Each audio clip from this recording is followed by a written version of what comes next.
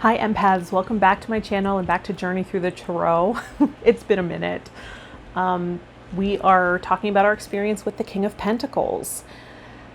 And I definitely took my time integrating.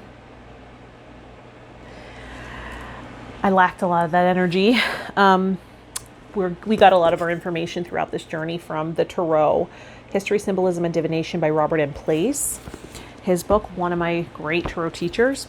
Dirty and Divine by L.S.B. Grist was also a reference guide throughout this journey. They're both linked in my Amazon store, which is in the description of this video. We're using the Rider Tarot deck and that symbolism to work with these archetypes, right? And we're integrating them into our psyche to build immunity and, a lot's been going on. So let's get into it. So my time with the King of Pentacles took more than a week. I'll tell you that. I think it's been months since my last video with the Queen. And so much has happened. Something that happened almost immediately after we introduced the King was, if you recall, looking at the Pentacle suit, one of the symbolisms, I think the mythical creature that resonates is, or that's associated, is the gnome. And I was talking to one of my good friends, Andre, in video chat with our good friend Israel, and he had a pillow that had the word gnome on it, and I was like, right away, there's a symbol.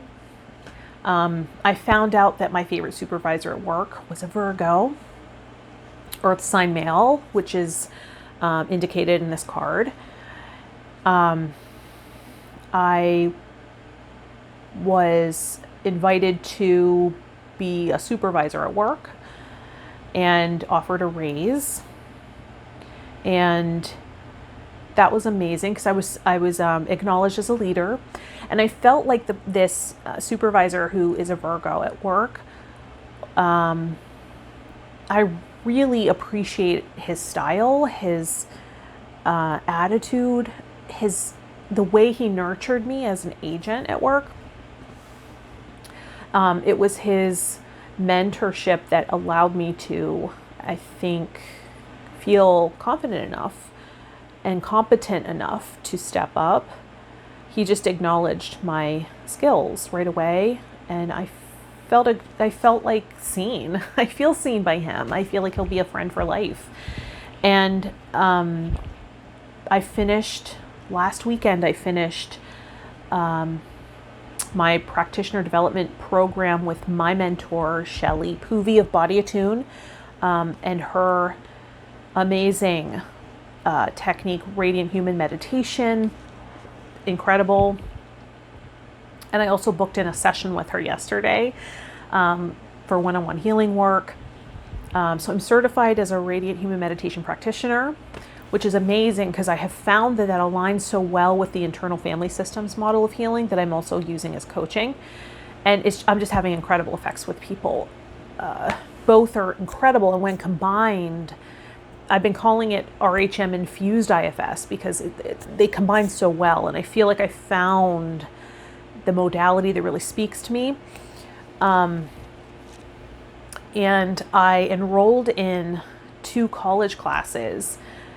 The college is in London, Ontario, but to get certified, it's the first time it's being offered outside of the IFS Institute for you to get your certification in IFS. And, Dick Schwartz always says, don't work with exiles until you take IFS 1 at least.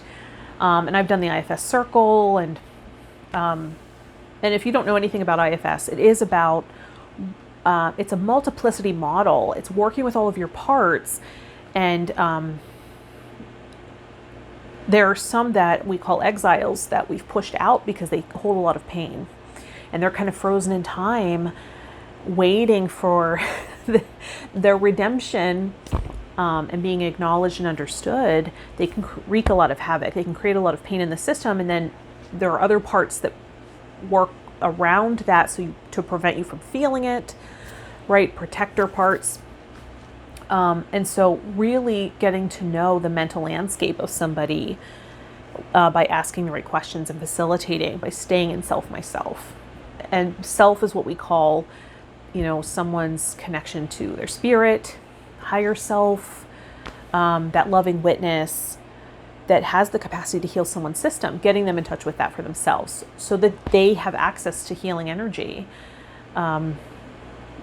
At any given point, they can just access that. And that's where the RHM came in as well, because guiding people through that was sort of like a catch-all for me. If I missed something or I didn't quite unburden everything, and of course I'm not the one doing it, it's the person's consciousness doing it. Their seat of consciousness is really what the self is. And guiding them through conscious breath work and working with frequency helps to work through anything that may have been missed, overlooked, or not acknowledged during the session. So it's sort of like it helps me make sure we've gotten to everything, right? That we took care of it. And I found that doing that with clients, their burdens I didn't feel like we had unburdened. It was before I even started really doing the unburdening process, the way the protocol is taught. And I found their burdens are disappearing. They're going away. They're actually transforming through this conscious breath work and frequency work. So it's amazing. And there are people that really champion me around it, really believe in me. And remember, this symbolizes confidence, leadership, self-mastery, enjoying the fruits of your labor. This is the King of Pentacles is someone who has really built something for themselves, usually a masculine energy. Another thing that I worked on during this time was assertiveness, or aggression, not assertiveness, but that does inform assertiveness. So I felt that it was this class for good girl types who felt like they were overlooked, taken advantage of, taken for granted a lot. And I looked at my relationship to my own aggressiveness. And because, if it's in the shadow, just like anything else, just like any of these archetypes we're working at, if it's in the shadow, that means it has way more power and control because you're not looking at it. You haven't integrated it. So it's not imbalanced. It's not neutralized. You can't summon it and call on it when you need it. And I found that it gave me a nice balance. It's still a little herky-jerky. Sometimes I'm a little too aggressive. But I found that a lot with my job is that there are times where I need to feel protected. It's not helpful for me to empathize. This person is looking to harm me. So I have to show that I am capable of having boundaries as well. And that would come through in my voice, of course, and my frequency. So a lot has happened. I've done a lot of work around self-mastery. I'm always looking to grow. You know that just from this channel. But just really diving deep, and I feel like I've really discovered the modalities that work for me and that I feel connected to, and that I can develop a mastery over because I'm so interested in it. And for a Sagittarius, I have to say, that's so unlike me. But I think I acknowledged this last time. I was, when considering your path in life and where your power is. And I think I heard this from Soulful Revolution's channel. She was talking about looking at your astrology chart and seeing where your south node is, which is what you're going to feel a gravitational pull towards. That's where your kind of your temperament lies, and you come in kind of with a resonance with, right? And mine's in Pisces, so that's a lot of daydreamy stuff. It's mystical. metaphysics, and that is something I'm drawn towards. I feel an affinity with, right? I feel connected to that aspect of life, right? The unknown, the expansiveness, but your power, your path of empowerment and influence in your life is going to be in your north node, right? Yeah, your north node, which mine is Virgo, which is very interesting to me, right? My mentor is a Virgo, Shelley. My favorite supervisor, Dominic, is a Virgo, and we just left Virgo season, and that's about the details. That's about service. That's about caring for your surroundings, right? Being embodied in the physical world. That's where I will find my power, my influence. And acknowledging that was challenging because but it's true. I felt like when I was trying to be more of a intuitive, when I was attempting to do a lot more intuitive work, and all work requires intuition, right? So, but when I was trying to do more maybe psychic work, it was not sustainable for me. I was leaking out a lot of mental energy, and then getting this job, which I'm coming up a year of being there. I just celebrated 11 months of being there. I just didn't have the mental energy to have. I didn't have it to spare to do any more psychic work, which I've done on this channel too with the crystals and cards. It just took up too much mental energy. I don't have it to spare. And I couldn't always deliver on the spot, and that did not help my confidence. So I removed that from my website. I don't offer that work anymore. I do enjoy working with the cards, but I don't do it professionally. I only do it for friends and myself, and I don't even really call on it that much anymore. It's more for me about the frequency and aligning to the outcome I'm looking for instead of predicting. It's less about predictiveness, which I think is important just for me and what works for me. So that I acknowledge. And we just entered fall here in Pennsylvania. The leaves are falling. There's a crispness and chill in the air. And I realize I don't really enjoy that. I had a session with my mentor yesterday, a healing session, and we worked with fire and just accessing that element more. And I'm dressed like fire today. I'm in fire costume. I also had a job interview today, a second interview, and it was really good. I already see myself at the company. I actually already gave my notice. I had this intuition because I wasn't hearing back, and I knew the first interview went well, and I got this intuition to give my notice to create the void. And, do you ever hear leap and the net will appear? Well, I definitely got clear guidance to do that. And within minutes of giving my notice at my job, I got the second interview. So I gave my notice before I actually had the job. And this second follow-up interview went really, really well. I have one more round, and I feel like the job's already mine. I feel like it's such a good match. It's being a part of a team with a growing company in an industry I already understand, right?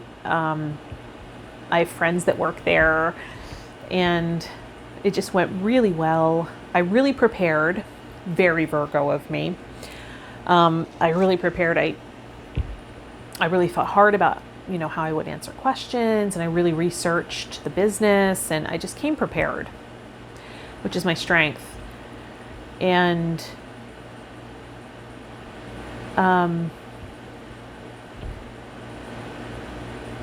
and I felt like the timing is right to make this video.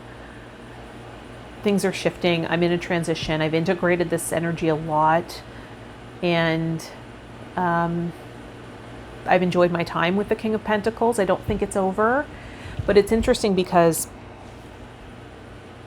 I let my favorite supervisor know that I had given my notice, and he gave his 2-week notice almost immediately after. It was just so aligned.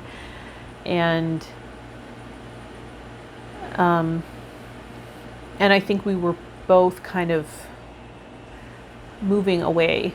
I think we both felt something instinctually and knew it was time to move on, and maybe felt that from each other too. I don't know, because he was such an important member of the team for me.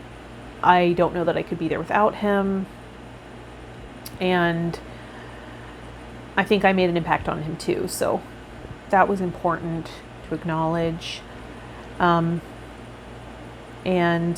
also something else that, the King of Pentacles really probably symbolizes is the 10th chakra, right? Which is the chakra that's in the earth. It's about a foot below our feet, connected to the earth. It really symbolizes our ancestral system, which I'm really connected to with my work with family constellation therapy and with IFS, internal family systems model. I finally had a breakthrough with my best friend around that, because he didn't quite understand. I think he had mentioned that he thought internal family systems was all about looking at the past and, kind of blaming your family for everything. And it couldn't be further from the truth. It's all about the parts that are inside of you. The reason it's called internal family system is because Dick Schwartz, who founded the system, discovered it really, was a family therapist and was working with externals only in that work, and then started really listening to clients. He started working with bulimic, or listening to women that were struggling, and maybe some men too, that were struggling with bulimia, and how they would talk about these polarized parts of, there's part of me that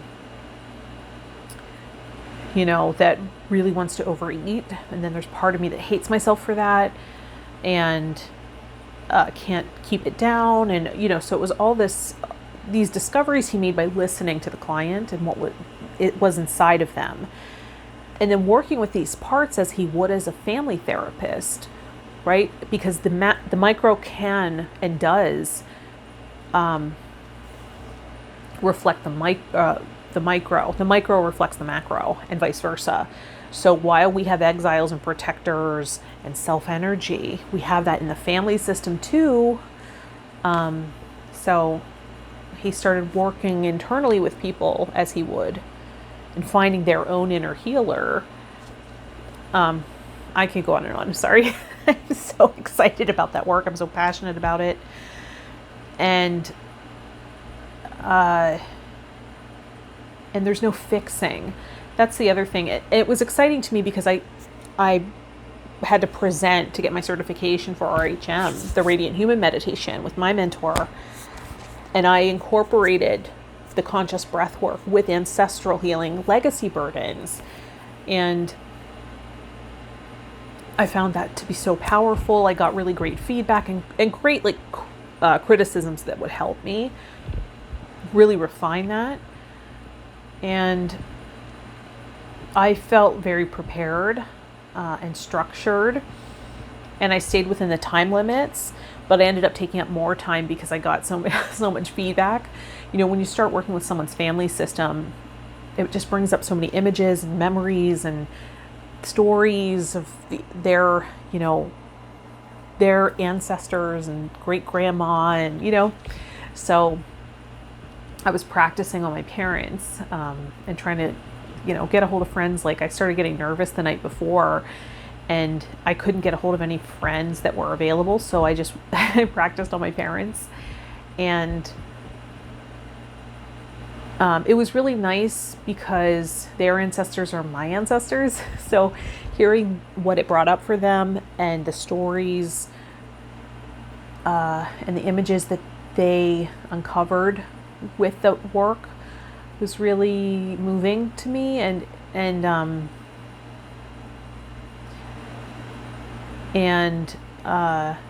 helpful for me, you know, to look at that as part of my legacy too. So that was interesting. Yeah, and to find something, because for a long time I was just taking any class. I had this strong fear of missing out, and I didn't want to. I thought, well, this class might just pull it all together for me. Oh, this looks really interesting. I should probably sign up for this. And eventually, you just realize something takes root, right? And I think that's another thing. And looking at human design, I am a 6/2, right? Role model hermit. And with the role model part, oftentimes we don't find our thing until later in life. And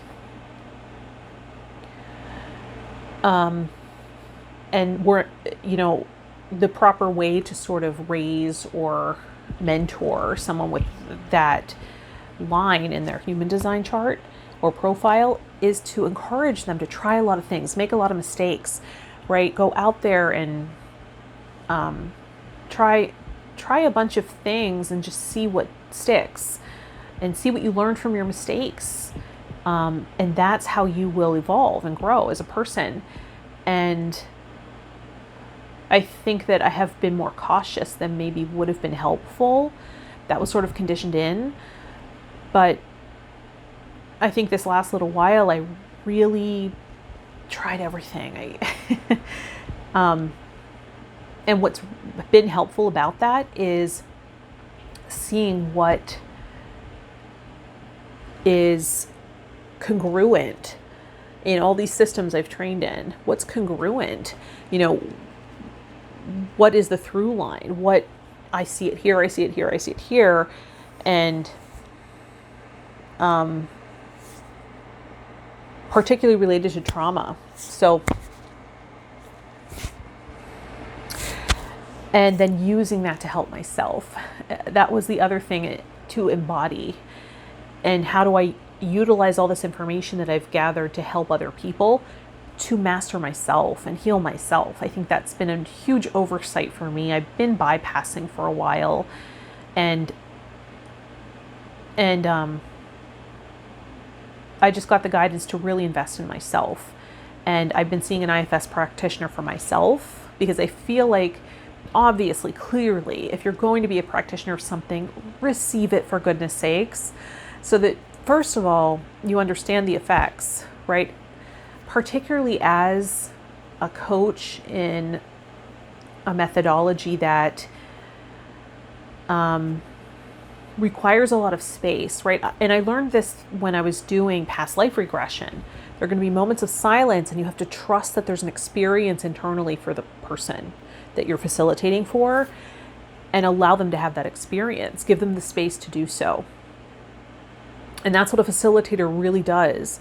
And I feel like that's a muscle I've built. And of course, I can develop even more strongly as I work with my therapist parts.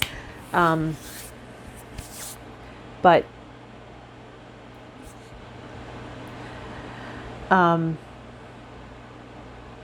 when I receive it and I have the experience, I understand I can lead the session as the client. So it allows me to put trust in the client to lead. I just ask the questions, right? And maybe encourage in maybe a certain direction. But I listen actively, and I'm guided by what's happening for them. And I don't have an agenda. Just providing some structure around what's happening. and being what Dick Schwartz will call a hope merchant. So I really believe in that work. In this past little while, I've gotten a lot of feedback because I'm doing a lot of work by taking phone calls. And so I've heard a lot from people. You sound like you have the voice of someone who does a podcast or something like that, or you have such a soothing voice. And maybe I'm not doing that now. You're not hearing that at the moment. But I kept getting that feedback, and I was like, I do miss creating. I just didn't have the mental energy to do it. Today I really primed myself. I really took care of myself. I nourished myself properly. I meditated and did frequency work. And because I was preparing for that interview. And I was inhaling essential oil to make me feel sunny and uplifted. I did some citrus. So really taking care of myself has a ripple effect to my environment and the people in my kingdom. So that's what I've been learning from the King of Pentacles, and understanding that I really value this type of king too. That this is probably the type of person I want as a partner in life. I really appreciate the feeling of being held and nurtured, and understood, and served as a woman. And understanding that then my role is to appreciate and to be happy. That's the equity I bring in a relationship. So if I, as a woman, want to be served by my partner, what will that type of person, a man who is designed and maybe driven to serve his woman, his family, what would he value? And I've been really exploring that too, those dynamics of relationship, how to create a really solid structure there and to build with somebody. I've been doing that research, and John Gray really does shares a lot of amazing information about sort of the divide of the two main genders, anyway, the sexes, I guess is the better way of putting it, but and maybe even feminine versus masculine energy and what that looks like in relationship, and while we can be dynamic in life, what builds a relationship? There are elements, that are necessary, and the different languages that we bring too, which is interesting. Sometimes we speak a different language, like love language, or what we appreciate and notice. And all of that is important to understand. And I encourage anyone who is in a relationship that wants to make it stronger, or is looking to create a great relationship,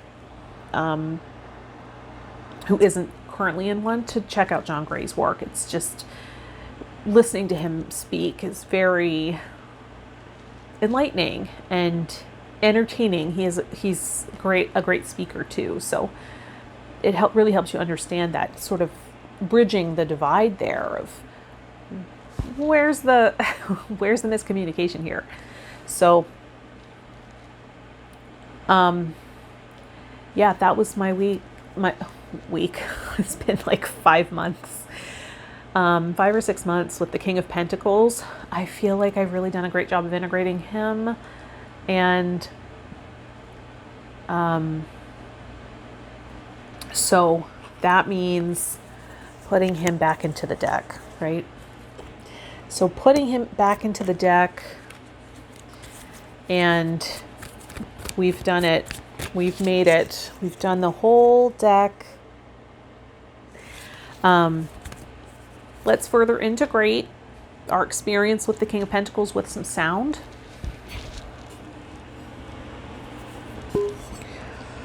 Let me know what your experience with the King was. Are you still on this journey with me?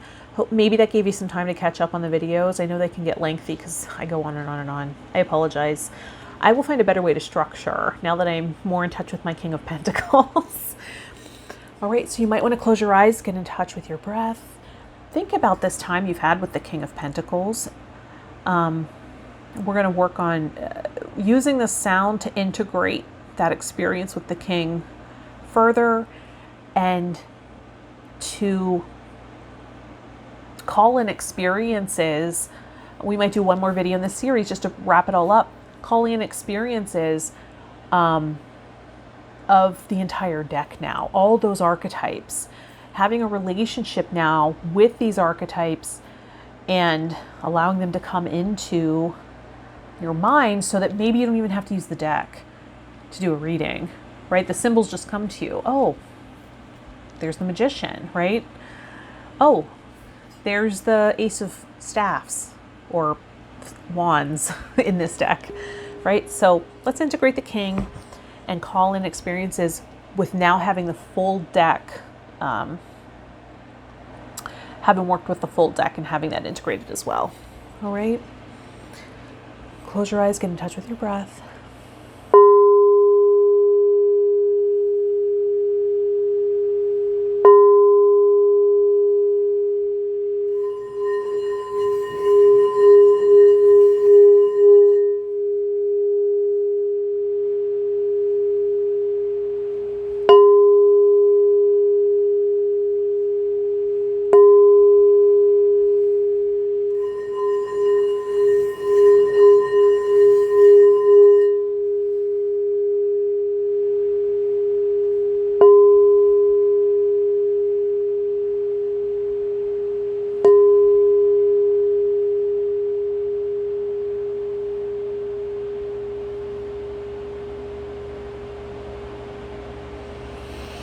Beautiful.